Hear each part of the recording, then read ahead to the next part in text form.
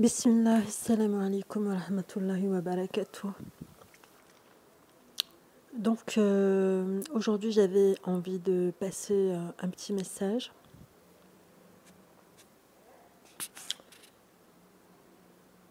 pour dire qu'en fait, on ne peut pas aller plus vite qu'Allah subhanahu wa ta'ala. Allah subhanahu wa ta'ala, il nous dit dans le Coran que son ordre arrive et qu'on ne doit pas le hâter. Il nous dit l'ordre d'Allah arrive, ne le hâtez donc pas, gloire à lui. Il transcende ce que les gens lui associent. Allah subhanahu wa ta'ala, il nous a révélé le Coran. Et par ce Coran, Allah subhanahu wa ta'ala, il a parachevé la religion et il a parachevé son bienfait sur l'humanité.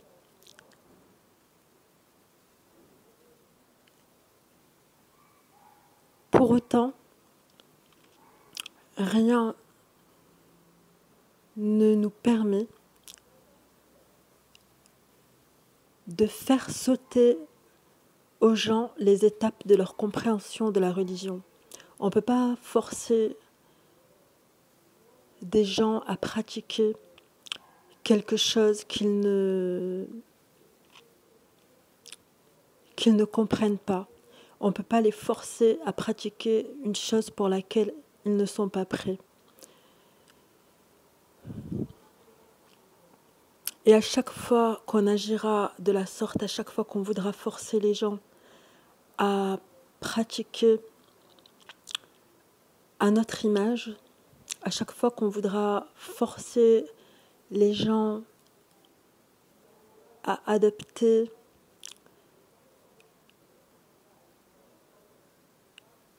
une vision qui ne leur appartient pas à eux par le spectre de leur compréhension du Coran, mais qui nous appartient à nous par le contrôle qu'on veut avoir sur ces gens,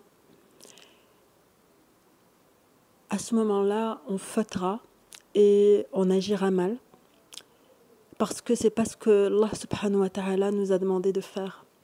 Je pense que ce qu'Allah subhanahu wa ta'ala nous a demandé de faire, et je ne fais pas que le penser, je le pense d'après le Coran que je lis.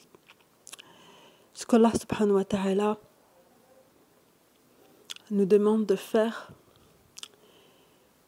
c'est d'essayer d'être sincère à 100% dans notre rapport à lui, afin que par notre intégrité vis-à-vis de lui, on soit comme des lampes.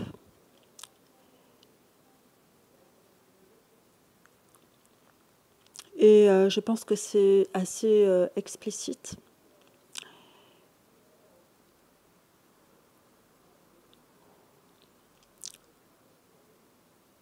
Parce qu'il n'y a pas de contrainte en din. Allah subhanahu wa ta'ala, il a parachevé la religion.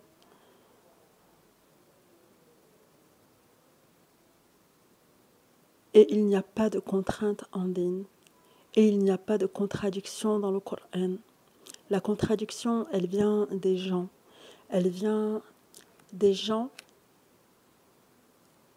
qui ont été dépassés par leur ego et qui ont laissé la sagesse du Coran de côté et qui n'ont pas fait valoir la sagesse du Coran dans leur rapport aux gens, en fait. Parce qu'on ne peut pas contrôler les gens. On peut juste essayer d'être au top de soi-même. On peut juste essayer d'être prêt à rendre l'âme, Inch'Allah, et qu'Allah nous accorde cela. Et en fait, ce qu'on remarque malheureusement, c'est que autour de nous,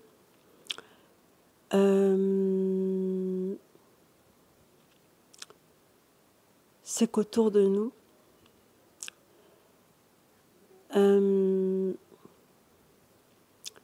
ce manque de lien à Allah et ce manque de sincérité, ce manque de remise confiance en Allah, il se traduit souvent par une exigence démesurée à l'égard des autres. Et alors que la religion d'Allah subhanahu wa ta'ala, c'est pas à travers une exigence démesurée à l'égard des autres qu'elle s'étend et qu'elle s'instaure de par le monde, mais c'est à travers la sincérité des nobles serviteurs d'Allah subhanahu wa ta'ala. Et en fait, la sincérité allume la sincérité, qui allume la sincérité, qui allume la sincérité, et ainsi de suite. Et la sincérité, elle n'a pas besoin elle n'a aucun besoin de forcer les gens. Elle n'a aucun besoin de convertir les gens. La sincérité, elle n'a aucun besoin de convaincre. Elle se suffit de son lien à Allah subhanahu wa ta'ala. Et c'est par cela qu'Allah subhanahu wa ta'ala, il a promis la victoire à ses serviteurs. Et c'est sûrement pas en voulant forcer les gens à faire comme on voudrait qu'ils fassent, etc., etc., etc. Et alhamdulillah, la sagesse d'Allah, elle est parfaite. Elle est parfaite, même si on manque bien trop souvent de compréhension et même si on se précipite bien trop souvent et même si on manque bien souvent de sagesse, la sagesse d'Allah, elle est parfaite. Allah subhanahu wa ta'ala, il a tout planifié. Allah subhanahu wa ta'ala ne change pas l'état d'un peuple tant que les gens qui le composent ne changent pas ce qui est en eux-mêmes. Et Allah subhanahu wa ta'ala, ce qu'il nous a demandé par l'islam, ce qu'il nous a demandé par la prédication de Mohammed sallallahu alayhi wa sallam, notre messager bien-aimé, ce qu'Allah subhanahu wa ta'ala il a demandé aux gens à travers la prédication de Rasulullah sallallahu alayhi wa sallam, c'est de ne pas lui associer, de ne pas adorer les idoles, de ne pas lui donner des égaux et de ne pas avoir d'autre idéal que lui, Allah subhanahu wa ta'ala, qui est puissant sur toute chose. Il n'a qu'à dire soit et la chose est. Allah subhanahu wa ta'ala, il nous a demandé qu'une chose, de ne pas lui associer, de ne pas lui donner des égaux, de ne pas dire qu'il y a d'autres divinités avec lui, de ne pas avoir d'autre idéal que lui. Et ça, je pense que pour tout musulman, ça devrait être suffisamment clair. Or, ce n'est pas suffisamment clair. Et en fait, on est plus dans une prétention d'islam que dans l'islam dans lequel on devrait être. Et en fait, Allah subhanahu wa ta'ala,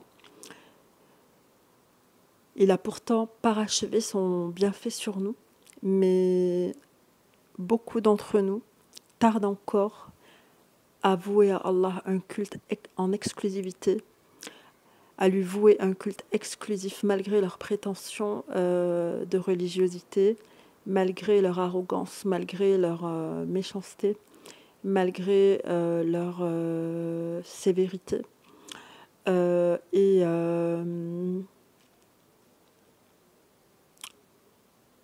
Et malgré leur sectarisme aussi.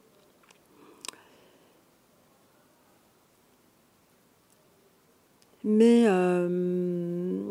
pourtant, l'ordre d'Allah subhanahu wa ta'ala, il arrive. Et son ordre sera le fait de ses sincérités, qui allume aux sincérités, qui allume les sincérités, et ainsi de suite.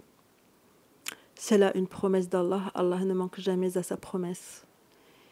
Et la meilleure chose qu'on peut demander, et la meilleure chose qu'on peut espérer, c'est de faire partie de ce qu'Allah aime et de ce qu'Allah guide et de ce qu'Allah sustente et de ce qu'Allah préserve. Et surtout de faire partie de ceux qu'Allah prémunit contre eux-mêmes, contre le mal de leur personne. Parce que celui qui ne s'est pas prémuni contre le mal de sa personne n'a rien compris. Et ne voue pas le culte exclusivement à Allah, mais se croit suffisant à lui-même. Donc, je crois que mon message est suffisamment concis et clair. Je crois que je ne vais pas m'étaler davantage. Qu'Allah nous guide, qu'Allah nous aime, qu'Allah nous bénisse, qu'Allah nous pardonne nos fautes, qu'Allah nous prémunisse du mal de nos personnes, qu'Allah nous prémunisse du mal des gens, du mal des mauvais conseillers furtifs qui soufflent le mal dans les poitrines des hommes, qu'ils soient parmi les djinns ou parmi les êtres humains. Qu'Allah nous guide. Et qu'Allah nous bénisse. Amin. Wassalamu wa salat ala rasulillah. Assalamu alaikum wa rahmatullahi wa barakatuh.